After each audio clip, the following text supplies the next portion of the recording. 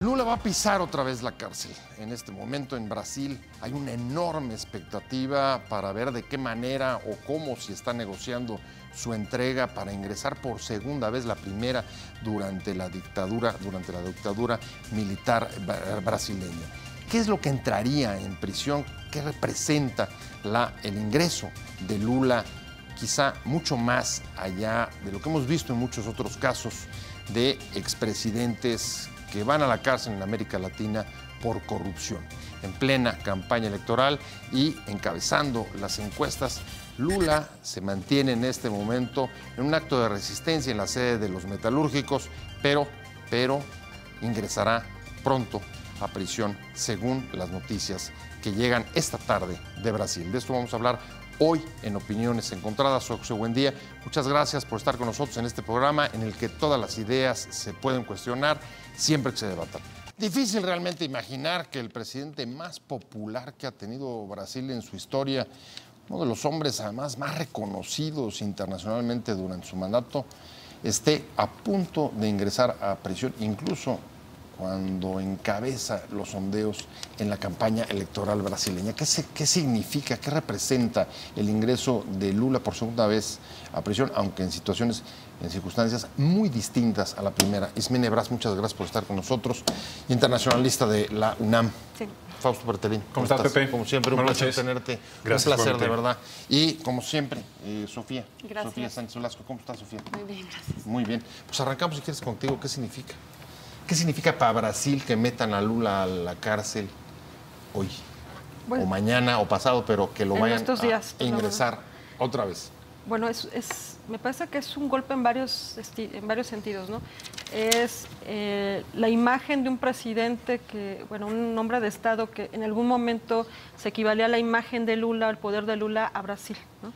Que se le ocurrió en algún momento lo impensable de pedir una Olimpiada y un Mundial, y se pensaba que todos los gastos iba a ser la economía brasileña lo suficientemente capaz, ¿no?, de absorberlos. Es un presidente que encabezó a un grupo de países que conformaron un bloque comercial, que estuvo al frente de muchas negociaciones para los países de ciertos bloques, y que de repente viene este vuelco respecto a la investigación de actos de corrupción, y entonces todo el proyecto de Lula parecería hasta cierto punto que se desecha, aunque por ejemplo las políticas económicas que siguió Lula hasta la fecha siguen siendo como el punto a seguir. Entonces, en este momento, encima de todo, como decías, que están las elecciones, que es el candidato con la preferencia más alta, que prácticamente en las siguientes elecciones iba a ganar sin ningún problema por un tercer periodo. Entonces, sí es una suerte de golpe, ¿no? A ver, déjame tomar la primera idea y voy contigo, a ver si la tomo bien, pero a ver, podría ser, digamos, una especie de símbolo, esta caída de Lula, que esta caída en prisión podría ser una especie de símbolo del derrumbe del poder de ese Brasil que en algún momento encabezaba las potencias emergentes y que era pues uno de los países, digamos, del futuro, o llamados a colocarse en la vanguardia del futuro. O sea, el símil es muy fuerte. ¿Tú lo compartirías? Pues es la peor crisis de la corrupción en Brasil. Es la demostración de que los mitos políticos también mueren. La expresión de que no se pueden desviar 10,000 millones de dólares de una compañía estatal, y los jefes, las cabezas, tanto Dilma como Lula, pues voltean hacia otro lado. No sé tú, pero yo cuando voy a un cajero automático y veo que hay 200 pesos menos, digo, ¿de dónde los gasté?, ¿no? Cuando llegan los estados financieros y ven 10,000 millones de dólares menos en 8 años, dices, bueno, ¿qué pasó ahí? Evidentemente es un grave error el confundir la política con la justicia. O sea, es el símbolo de la corrupción de Brasil, el encarcelamiento de Lula. Todos están, las cúpulas principales políticas de todos los partidos políticos. El actual presidente Michel Temer tiene problemas judiciales. El anterior candidato que disputó la presidencia con Dilma, Neves también está en la cárcel. O sea, es la expresión de que los partidos políticos están sumergidos en la corrupción. La semana pasada, hace 2 semanas, Ibope en Brasil preguntaba a los brasileños cuál es la principal noticia que usted recuerda en el gobierno de Michel Temer, y la primera respuesta es corrupción. También. Entonces, sí, Michel Temer a partir de octubre, cuando deje de ser presidente, o noviembre, también tendrá que ir a los juzgados. Es decir, Lula, de alguna manera, pues evidentemente se mitificó, evidentemente representó un nodo medular durante el chavismo, ¿no? También. Lógicamente, pues él trata de utilizar la política para fugarse de los compromisos judiciales que tiene y que de alguna manera, pues, no puede apelar a las emociones de los brasileños dividiendo a la sociedad. Yo creo que ningún presidente, ningún político en cualquier país del mundo se puede poner por encima de la nación. Y si Lula ve que está provocando con sus reacciones, sus decisiones, su pataleo de que no quiere ir a la cárcel, que se polarice más la sociedad, pues es un irresponsable. Bueno, él dice que el no haberse entregado aún después en el momento que vencía el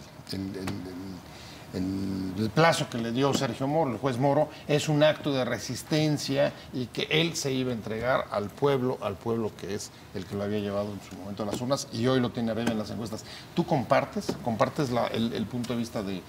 Sí comparto ese punto de vista y también se me hace muy peligroso pues que vaya a la cárcel en este momento y que no vaya a estar en la boleta electoral, porque pues también teniendo, no estoy muy segura cuál es el porcentaje, pero un 40% por lo menos del apoyo pues del electorado brasileño, pues digamos que sería una elección poco legítima si los demás candidatos, pues digo, al final salen a la calle a votar, pero pues si la principal opción queda, digamos, restringida por un proceso pues judicial, que claramente es un tema de corrupción, pero como se está vendiendo y como sigue siendo muy popular entre los brasileños, pues es peligroso para, llamémosle, la democracia brasileña. Pero pues a la vez, toda la crisis de corrupción que mencionan por acá, pues, o sea, no sabes como para cuál irle, pero pues el estado en el que queda el país, también después de que, digamos, entra a la cárcel, pues es de mucha vulnerabilidad. A ver, un país muy dividido y polarizado. Hay declaraciones que podrán alinearse un poco con lo que decía Fausto. Estoy pensando, por ejemplo, en uno de los principales empresarios brasileños que hoy dijo, en el momento que entra a la cárcel, Brasil va a respirar de esta crisis de corrupción tan fuerte. Pero al mismo tiempo hay muchos otros que advierten justo del riesgo de meter, como decía Sofía, a la cárcel a quien hoy encabeza las encuestas. ¿Cómo ves tú resolver este dilema? A ver, tienen una situación, de manera electoral tiene una situación muy complicada. Lula tiene el 35% del apoyo del electorado brasileño. El norte de Brasil, que es donde tiene el mayor porcentaje, que tiene un 70%, es lo que lo habrá llevado a la presidencia. El centro no, es decir, Sao Paulo, Río, estarán votando en contra. Pero el peligro está, y es interesante cómo se va a mover todo, en el otro candidato que le sigue, que es Bolsonaro. Bolsonaro tiene 17% de aceptación según Datafolha, que es una encuestadora, y a ese candidato le dicen el Trump brasileño. Entonces es un candidato que abiertamente defiende la dictadura, o sea, sería el opuesto justamente a Lula, que está en contra de las comunidades homosexuales, que ha arremetido contra las mujeres, contra la población negra, y Brasil evidentemente es un país con mucha población negra. Entonces, si queda este candidato, y ojo porque se cruza con otros elementos, el porcentaje de electorado que tiene asegurado Bolsonaro es aproximadamente el 60% dentro de ese 17%. Y ese 60% son gente de 34 años que no les tocó vivir la dictadura, pero les está tocando ver los problemas de corrupción, los problemas económicos que se han derivado, entre tantos elementos, evidentemente de la caída de un ciclo económico, pero también del desgaste que tuvo Brasil por el Mundial y por la Olimpiada. Entonces, en este momento, si Lula entra a la cárcel, se va a mover absolutamente todo. ¿Por qué? Porque el resto de los partidos no han logrado encontrar el candidato que los pueda representar. De hecho, formalmente, en el caso del Partido de los Trabajadores, la opción no está tan asegurada. Es el exgobernador de Sao Paulo, y él podría aparentemente tomar parte de este 70% del norte, pero entonces vuelve a polarizarse efectivamente Brasil. Entonces, la parte pobre del norte está apoyando a la izquierda, pero la parte del centro se estaría cargando incluso hasta la ultraderecha. A ver, pero entonces dirías, a ver, la sanción, en todo caso, la sanción ejemplar contra la corrupción, esta crisis de corrupción, en Brasil estaría favoreciendo, podría acabar favoreciendo opciones conservadoras, más bien dictatoriales, populistas, etcétera? A ver, inmunidad no debe significar impunidad. Está claro. Las elecciones no pueden ser un ente supranacional. Las elecciones no pueden reemplazar a la democracia, o sea, no puede ser una telecracia. La telecracia no puede dar un golpe a la democracia. No porque Lula vaya a dividir al país tiene que haber elecciones y se tiene que dejar en la boleta. Si el juez Moro lo encontró culpable, pues lo sentimos mucho. Lo sentimos mucho por ese gran carisma, ese hombre que de alguna manera significó a la izquierda. Lo sentimos mucho. O sea, la Constitución y las leyes se deben de aplicar. ¿Por qué? Porque entonces todos los políticos, pues, felicidades, nos vamos a la política y ahí nos quedamos buscando inmunidad. No sé si recuerdas, cuando Dilma Rousseff fichó por 24 días a Lula para evitar que cayera en la cárcel y darle inmunidad como su ministro. Bueno, dijeron los jueces, oiga señora, ¿de qué está tratando de hacer? ¿Es una república bananera? ¿O qué le pasa? No, ese señor tiene que ir ante los jueces. Si ya recurrió, o sea, primera instancia, 9 años. Segunda instancia, 3 años con un mes más. Total, 12 años con un mes. Y acaba de desechar el último habeas corpus. Ahora, si ustedes leen el auto de Moro, es para decir que en manos de quién está Brasil. Lula le dice, oiga, es que a mi señora le gustó ese departamento, pero no lo recibimos. Ya sabe cómo son las mujeres, o sea, misógino, machista, y con una declaración verdaderamente de un personaje ridículo, ¿no? Ante un juez pero el proceso no se está siguiendo tal cual tampoco, ¿eh? Bueno, porque la Corte dijo el habeas corpus no pasa. Pero el habeas corpus fue sobre forma, no sobre fondo. De hecho, es decir, lo que hicieron, porque es uno de los elementos que ahorita están alegando justamente los abogados. Es decir, la sentencia que se tenía todavía que confirmar en segunda instancia no se ha confirmado. Lo que hizo el tribunal es trabajar sobre lo que dijo Moro de 2017. Y entonces Moro ni siquiera se esperó el tiempo reglamentario para que me entere el habeas corpus por forma. Entonces, se están violando varios procesos en el fondo. Pero hay 18... Hay que tomar en cuenta que desde el caso Mesalao, José Dirceu, hace 10, 12 años, mano derecha de Lula, también en la corrupción. O sea, Odebrecht tiene un departamento de corrupción. Sí, claro. Electrónico, o sea, con transferencias. Si se quiere de alguna manera encontrar aspectos legales, a ver, yo no conozco a profundidad la justicia brasileña. O sea, yo no conozco a ciencia cierta. Yo sé que es diferente a México, pero en realidad las pruebas que ha mostrado el juez son contundentes.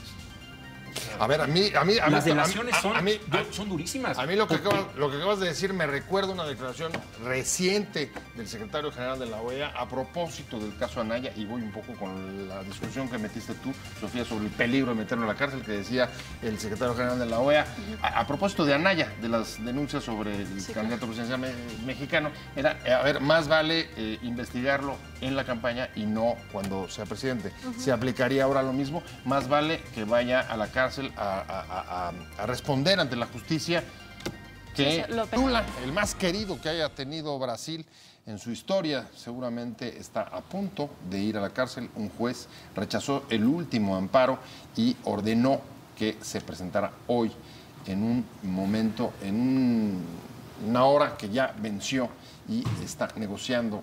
Esa es la información que se tiene, su entrega. Me quedé contigo, Sofía, y el dilema era si el peligro de encarcelar y el impacto que pudiera haber, digamos, al proceso electoral brasileño por encabezar las encuestas, Lula, podría justificar el que no se ejerciera acción penal. O, dicho, o desde otro lado, si la acción penal tiene o pueda tener también visos de, digamos, intencionalidad política, de sacarlo de la contienda. Sí, o sea, el gran peligro, bueno, los dos como discursos que se manejan es el...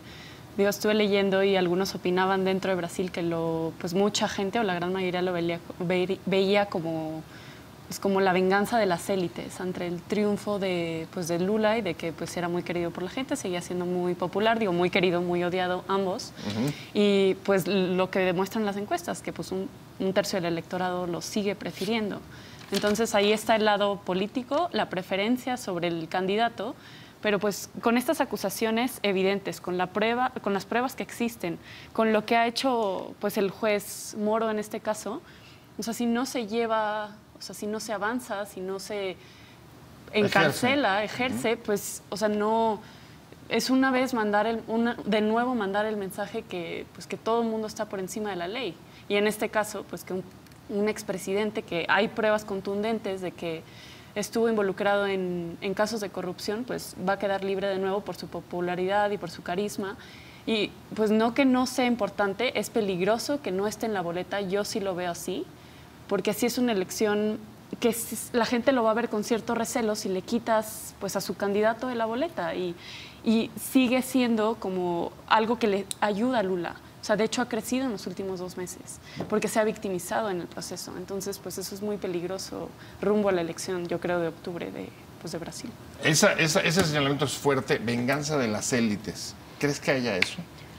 Hay un punto donde ha habido una crítica fuerte y es el tiempo que han tardado, más bien la celeridad con la que han generado la la orden de aprehensión, cuando en otros casos han tardado entre 18 y 30 meses.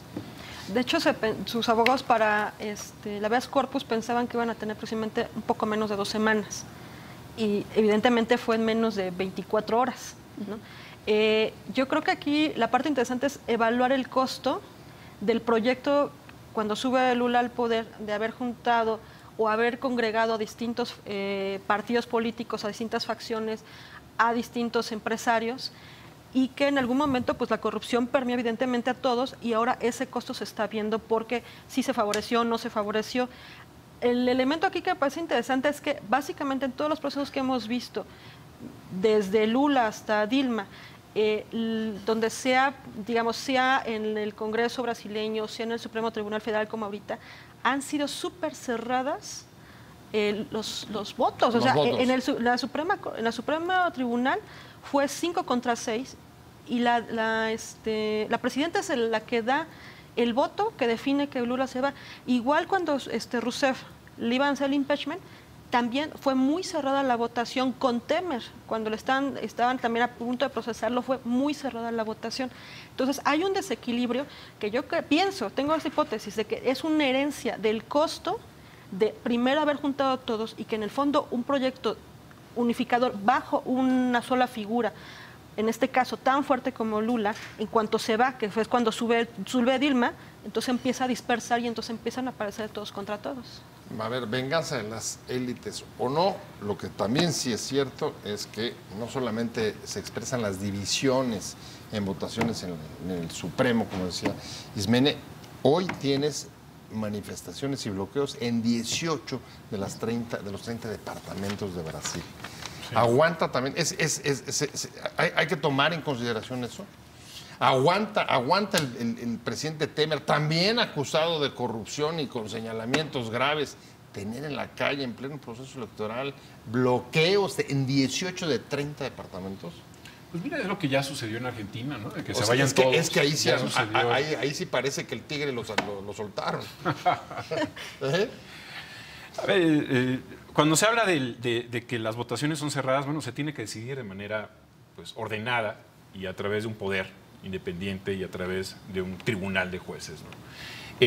Yo insisto, las emociones no deben de gobernar a las leyes, ¿no? Las leyes no deben de estar por debajo de las emociones, porque pues esto se convertiría ya en la república del rating, ¿no? Yo insisto, o sea, toda la estructura de corrupción alrededor de Odebrecht, alrededor del Partido de los Trabajadores, alrededor del Congreso brasileño, cómo se financiaban, las campañas de los publicistas, ¿no? Cómo también de alguna manera intervenían en la corrupción. O sea, yo creo que eso pues, no se ve en las calles. O sea, lo que se ve en las calles sí es el apoyo desbordado hacia Lula. Pero si vemos a los políticos como si fueran santos, ¿no? Si fuera el camino, el papamóvil, pues bueno, es un personaje que despierta emociones y pertenece al credo religioso, pero un político no tiene que de alguna manera circunscribirse a una república emocional en donde, porque si todos los quieren y es peligroso que no esté en la boleta, pues entonces hay que liberarlo, ¿no? A ver, ¿no? Yo creo que este tiene un costo que a largo plazo va a beneficiar a Brasil, va a solidificar sus instituciones. Es un paso muy difícil porque no sabemos si mañana va a haber violencia o va a salir el ejército, ¿no? O sea, yo creo que ese es un costo muy elevado, pero es más elevado la irresponsabilidad de un político que, sabiendo que puede dividir a la sociedad, que puede salirse del control del país, esté de alguna manera dando pasos hacia adelante.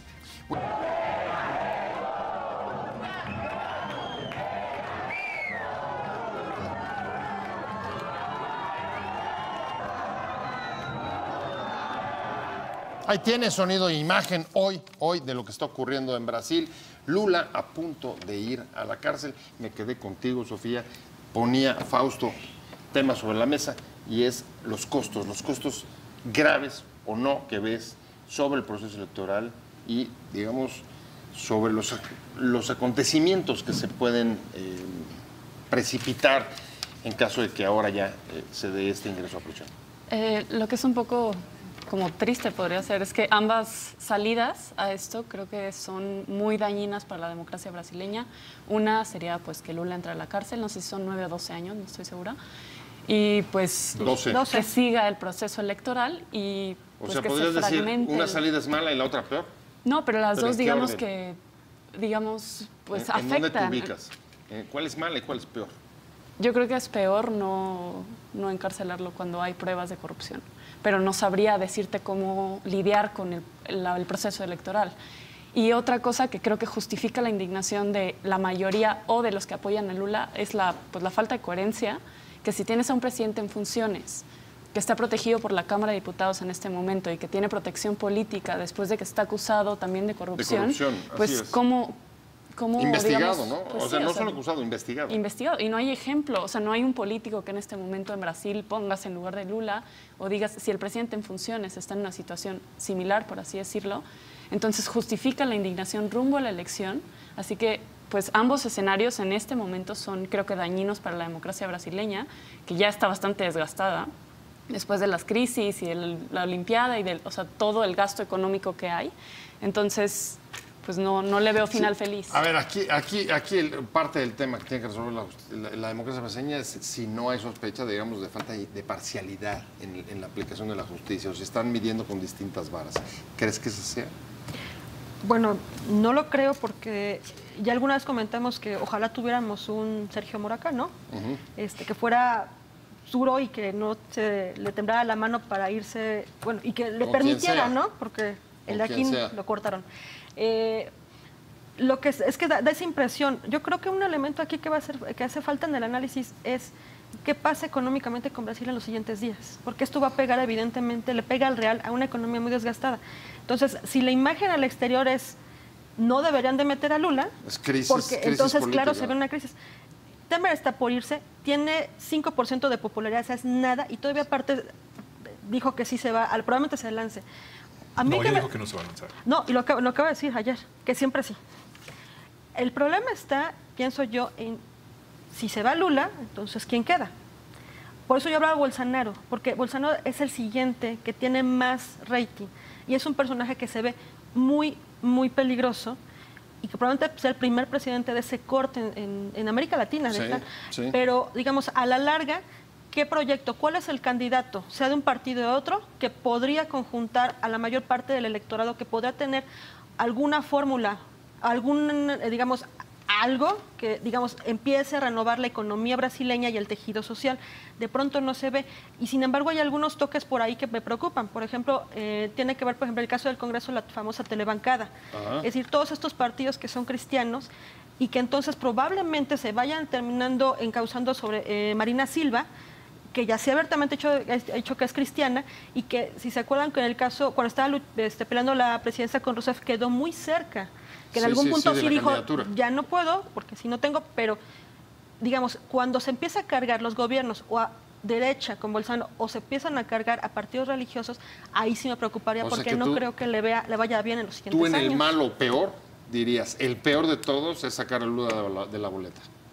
No creo que sea lo mejor, pero entonces hay que encontrar el siguiente candidato. Es decir, si en este momento los partidos de izquierda, no porque salgan en coalición, porque en realidad son los más peleados, si lograran encontrar a una figura que entonces saco a Lula para demostrar que la corrupción aquí no se vale. Pero ¿Y hay una figura que pueda relevar? No hay ni uno. Pues yo pienso que uno puede ser Marina Silva, pero no estoy tan segura. Pero me preocupa más Bolsonaro, que es ultraderecha. A ver, traes a Bolsonaro, traes un país que acaba de vivir, digamos, el asesinato horrible de la activista de Río de Janeiro, las favelas. De las favelas de Río de Janeiro. En efecto, la incertidumbre sobre la economía brasileña, ¿sigues pensando que la peor es no meterlo a la cárcel? ¿El peor escenario? Sí. O sea, el peor para la democracia brasileña. No meterlo a la cárcel significa que gobernaría 4 años más, ¿no? Y significaría también que pues, no hay un precedente que solidifique a largo plazo las instituciones brasileñas. O sea, con lo que ha pasado no es suficiente, con la destitución de Rousseff, Lavallato, Es demasiado, ¿no? todos los metidos a la cárcel. Yo creo que son demasiados elementos. O sea, hay que, desde tu punto de vista, tendría que Viene ser en Argentina, es como el que se vayan todos. limpiar completo. Y como sucede en todas partes del mundo, la gran oferta a los candidatos es cero corrupción.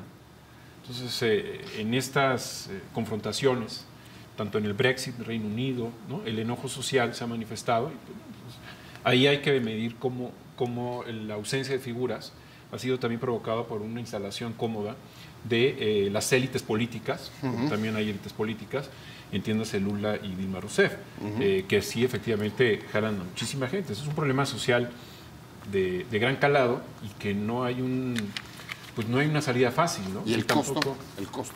el costo económico, el No, costo ¿qué social. costo ves? ¿Qué costo de los principales costos de los próximos días y Bueno, la semanas? inestabilidad primero, la polarización también por parte de los militares, amenazando prácticamente a los jueces de que si no metían a la cárcel a Lula, pues como que diciendo el mensaje es muy claro y si no, podría haber un golpe. Y con precedente de dictadura. Imagínate, o sea, y la intervención de los militares en la vida civil directamente. Y recordemos que la mencionas policía es militar. O sea, eso es una huella que quedó de la dictadura. Policía Nacional, ¿no? Después Sí. militar. Digamos que la herencia de Getúlio Vargas cuando fue la dictadura en Brasil fue que unificó a todo el país, ¿no? Si se puede rescatar una herencia de una dictadura, es la unificación de Brasil que estaba totalmente dispersa, Sí, ¿no? Fragmentada. desagregado. Pues, Getúlio Vargas fue el que solidificó y que unió a todo el país, pero es otra época. pues justamente, a ver, fue durante aquella época en la que por primera vez Lula pisa la cárcel y hoy seguro, mucho más allá, no sé si coincidan con eso, más allá de solamente meter a un expresidente por corrupción como ha sucedido con otros de América Latina, sí significa un cambio de era quizá en Brasil. Pues mira, cayó Otto Pérez Molina en Guatemala, cayó Pedro Pablo Kuczynski en Perú. O sea, de alguna Panamá, manera no es exclusivo, sí. ¿no? No es exclusivo. Obviamente la dimensión del país versus Guatemala y Perú es enorme. Y la dimensión de Lula también, ¿no? Y la dimensión del personaje. Pero O es sea, una tendencia en América sí. Latina, ¿no? O sea, van en Argentina sobre Kirchner, ¿no? Lo que decía hace rato, van y sobre Correa seguramente en unos días más. Entonces hay una tendencia de todos los presidentes son corruptos. Entonces ahora vamos a encarcelar a todos los presidentes. El problema que decía, entonces, ¿qué pasa? Yo creo que es un tema de la clase política latinoamericana, que no ha encontrado la fórmula de ser ético, llevar los procesos como deben ser representativo y entonces no tener literalmente cola que le pisen, ¿no? Nosotros todavía estamos en Norteamérica Sí. en ese Sí. punto. No ha llegado. No ha llegado. Ya se me fue el tiempo. Muchas gracias, de verdad, muchas gracias. Sofía. Gracias. Sofía Sánchez Velasco, como siempre, muchas gracias por haber venido. Ismene Braz, muchas gracias. Gracias. Internacionalista, igual que Sofía de la UNAM. Y muchas gracias, Fausto Pretelín. Como siempre, un placer haberte tenido. Gracias, De gracias verdad, Pepe. de verdad, Falta mi Emilio querido Lozoya, Fausto. por cierto, ¿no? Aquí en México. ¿Cómo va eso? ¿No? Pues, Eso yo te pregunto a ti. ya le dieron, ¿Dónde está? ya le dieron acceso al ¿Está expediente o no? disfrutando de sus obras de arte y el helicóptero de la Torre Pemex, que lo utilizaba como si fuera una bicicleta? Oye, y por cierto ha desaparecido un poco ese tema de la campaña, ¿no? ¿Cuál? El de las campañas Sí, claro. está en términos muy generales. No hay demandas muy